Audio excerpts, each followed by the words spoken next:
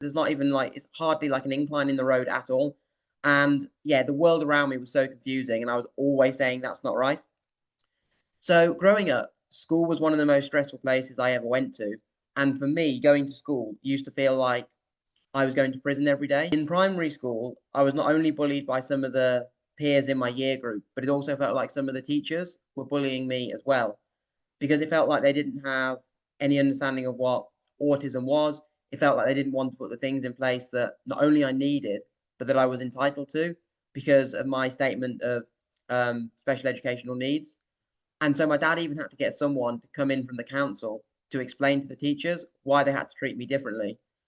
And throughout my time in both primary and secondary school, my dad did a tremendous amount of fighting to get me the support that not only I needed, but again, that I was entitled to. Because I'd been diagnosed in primary school, I was able to go to a smaller independent secondary school that had more support in place for people with autism. So there were smaller class sizes, more learning support teachers in lessons. But, I still found school really stressful, and school still felt like I was going to prison, even though my secondary school I found a lot more supportive than my primary school.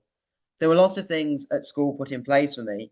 So things like I had a timeout system where I could go to a quiet space.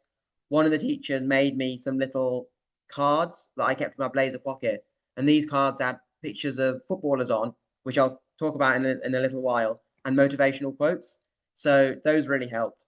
And then in secondary school, I always had a learning support teacher in my lessons, which was brilliant, and a worry book.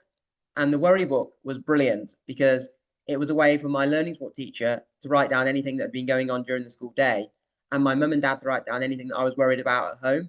So it was a way for them to better support me when maybe they weren't around.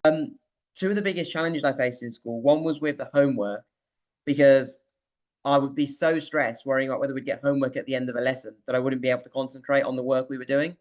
Because for me, I couldn't accept, having this stressful day at school and then having to go home and do even more work. And the uniform was always a big challenge because when I'm wearing colourful clothes, I feel like I can conquer anything. But when I was wearing like the dark greys and blacks of the school uniform, I honestly felt like I was being forced to hide my personality, and honestly felt quite depressed. So yeah, school was a really big challenge for me.